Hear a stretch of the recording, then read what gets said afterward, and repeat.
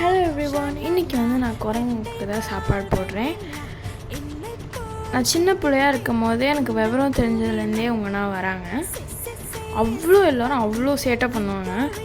இவங்கன்னா பரவாயில்ல, குட்டி குட்டியாக சைஸ்லனா வருவாங்க.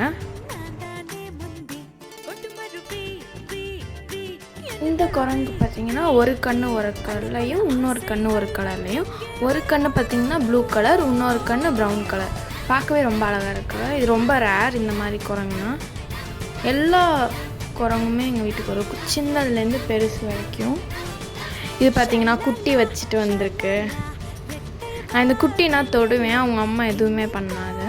சில அம்மா மட்டும்தான் கொஞ்சம் டெரராக இருப்பாங்க, குட்டியென்னா தொட மாட்டாங்க. சில அம்மா தொட்டாலும் எதுவும் பண்ணாங்க.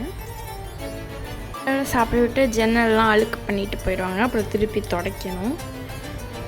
அவ்வளோதான், டாடா.